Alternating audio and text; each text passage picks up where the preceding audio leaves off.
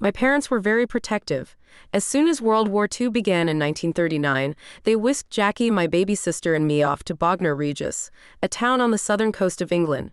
Months later, we returned to our London flat when my parents thought everything was safe. Then came the Blitz. On the first night of bombings, our nanny woke me. I grabbed my Shirley Temple doll and my teddy bear, and we all descended the nearby tube station to the platforms far below. Bunks had been built for us, and the atmosphere was jolly. People played harmonicas and everyone sang. After, I was evacuated from London 12 times and placed in different homes. School was tough. As a new girl, I was bullied. Our London flat was in an older, 8-story Victorian mansion block.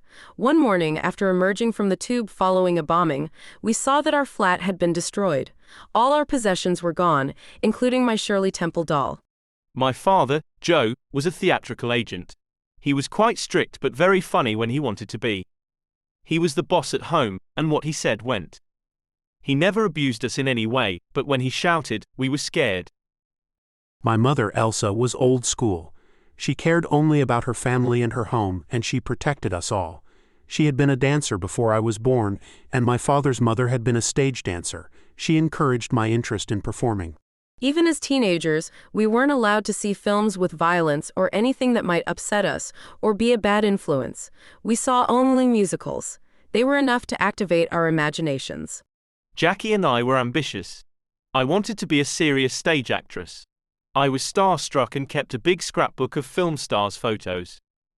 They were all so beautiful, elegant, funny and talented.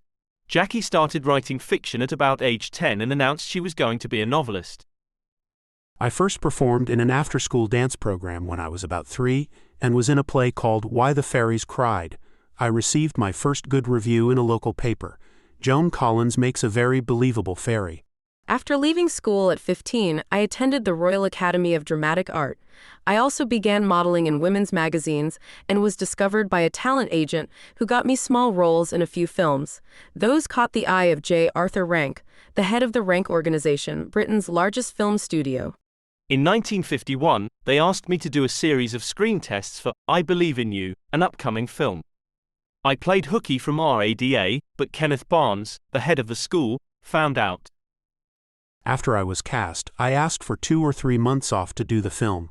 He said, "You can either be a stage actress or a film actress. Either you finish your theater studies over the next 18 months or you have to leave." So at 17, I left to become a film actress. When I was 20, my Rank contract was sold to 20th Century Fox for 7 years. When I arrived in Hollywood, I didn't know a soul. The studio put me into a hotel and rented me a little Ford.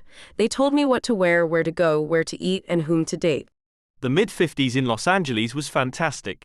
Everything seemed to be in vivid color compared with Britain, which was often gray and dreary.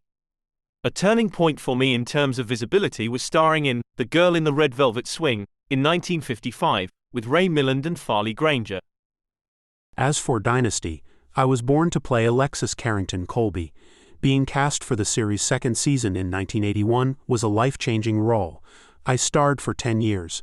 Nolan Miller designed my wardrobe, and we studied every outfit worn by Princess Diana in the fashion magazines. Then he copied them for my character, shoulder pads and all. Today, my husband Percy and I divide our time between homes in London, LA, and Provence, France. In London, we have a cozy apartment in a modernized 18th century building. I'm in the sitting room now, and the fire is on. Our place in France is very outdoorsy and very Provençal. In LA, we're in a modern 3-bedroom apartment with a pool. Jackie's passing in 2015 was painful. We were so close. I have all the letters she wrote me while I was in Hollywood and she was in London. The letters are in her lovely handwriting, on pale blue airmail paper. Her 3 daughters have my letters to Jackie. I still remember Jackie crying after her toys were lost during the Blitz, and doing my best to comfort her. We were always best friends. New book? After 7 decades in Hollywood, I had a few stories left to share. Nothing too scandalous, just spicy and amusing.